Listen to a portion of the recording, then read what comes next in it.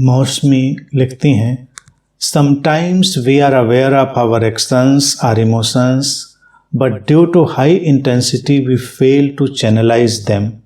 We don't want to do और react but we do. What can we do at the moment to avoid. लिखती हैं कि कभी कभी हम अपने कृत्यों और अपने भावों के साथ इतनी तीव्रता में होते हैं कि हम उनको चैनलाइज नहीं कर पाते और हम रिएक्ट करना नहीं चाहते हैं, हम उनके प्रति कुछ करना नहीं चाहते हैं, लेकिन फिर भी करते हैं, रिएक्ट करते हैं.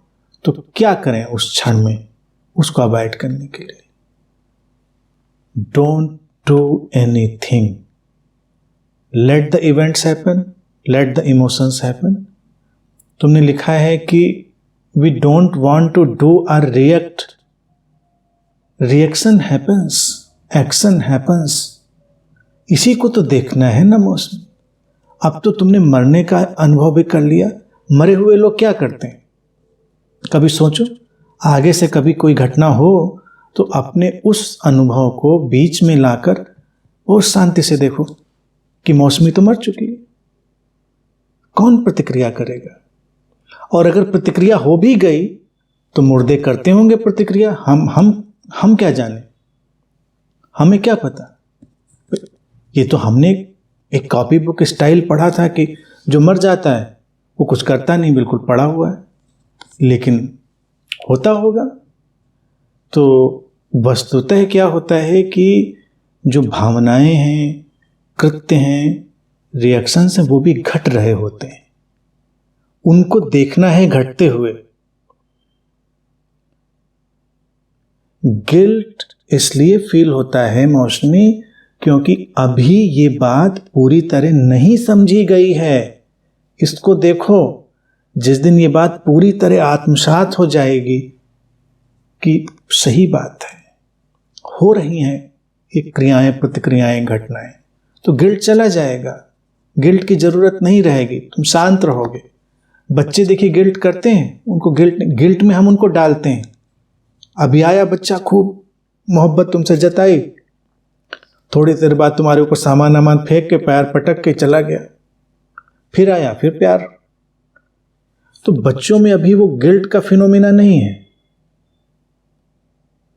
बच्चों में गिल्ट का क्योंकि अभी उनके अंदर डूअर का फिनोमिना नहीं है, उनके अंदर कर्तापन का फिनोमिना नहीं है. वो बस केवल हैपनिंग के माध्यम से जी रहे हैं.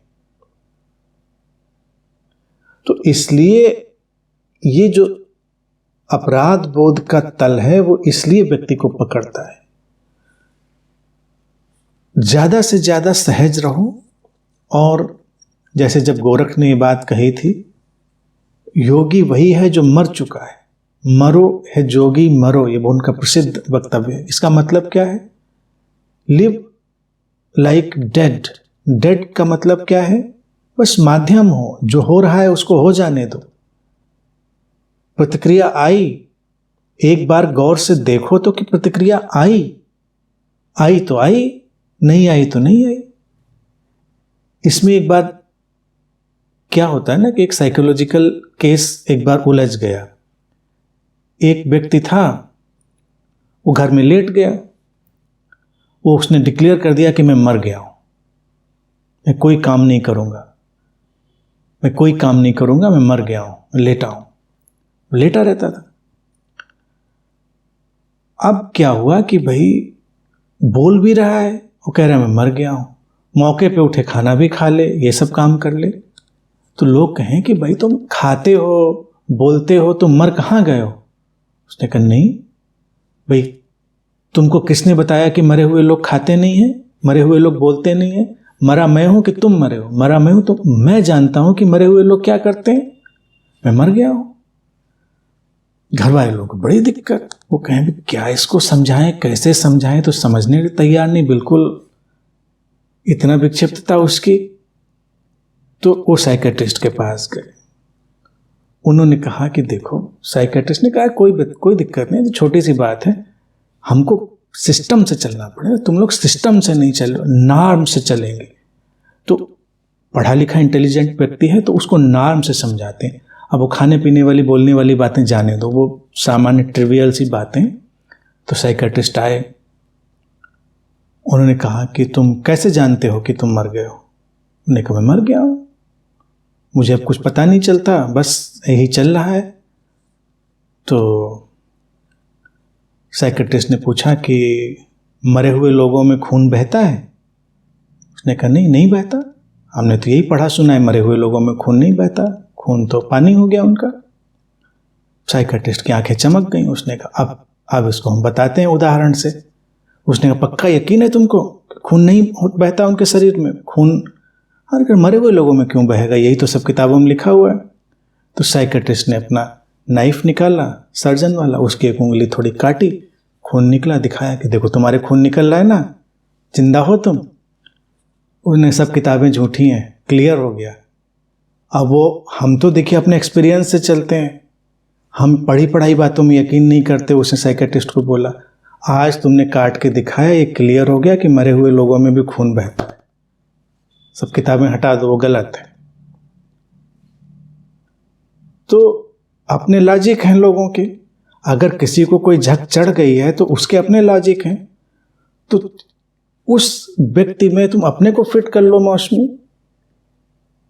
तुमने देखा तुम मर गई हो, ठीक है, मरे हुए लोग प्रतिक्रिया भी करते हैं, मरे हुए लोग नाराज भी हो जाते हैं, कभी कभी मरे हुए लोगों में गिल्ट भी आ जाता है, कभी कभी आ जाता है, लेकिन चला जाता है, टिकता नहीं है।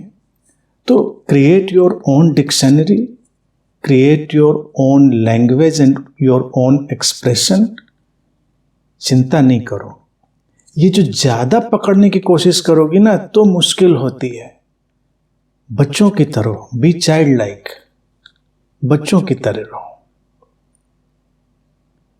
तो ये सब हो जाएगा। टेक इट इजी, जिंदगी को गंभीरता से मत लो। और थोड़ा बहुत कभी कभी गिल्ट विल्ट आ गया तो हो क्या, इतना टेंशन नहीं लेने का, छोटी मोटी बातें। बात समझ रही हो ना? आने का मतलब एक ही लिटमस टेस्ट है उसका कि भाई अभी अंडरस्टैंडिंग टोटल नहीं है, इंटेलेक्चुअल अंडरस्टैंडिंग डीप हो रही है और डीप हो रही है, हो सकता है बहुत डीप हो गई हो। अब तो बस वही बाकी है, किसी दिन तुम्हारी उंगली काट के मैं दिखाऊंगा, तुमको एकदम अवेकनिंग आ जाएगी कि हाँ ठीक है, मरे हुए लोगों में भी ये सब भी होता है, कोई चिंता नहीं, सारी चिंता खत्म। एक आध बातें जो सुनी सुनाई रह गई थी, जो टेंशन देती थी, वो भी खत्म हो जाएंगी। तो इसलिए अपने अंदर इस बात को बिठा लो, ये क्रियाएं, प्रतिक्रियाएं, भावनाएं, विचार, ये सब घटते हैं। जैसे जीवन घटता है ऐसे ही ये भी घटते हैं। इन घटनाओं के घटने के प्रति मत उलझो, अपने अटैचमेंट, अपने इन्वॉल्वमेंट के प्रति और अटैच और इन्वॉल्व मत हो।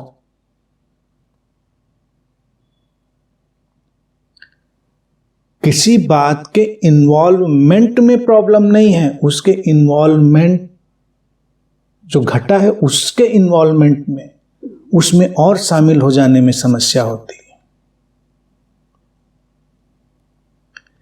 किसी बात को समझ ना पाने की कोई समस्या नहीं होती, क्योंकि अभी नहीं समझा तो आगे समझ में आ जाएगी। लेकिन अपने ना समझ पाने की घटना को ना समझ पाना और उसमें फिर उलझ जाना, वो समस्या बन जाता है। नहीं समझ में आई तो कोई बात नहीं, हर बात समझने की जरूरत भी नहीं होती, जितना समझ में आया उतना काफी है। ठीक है, खुश रहो।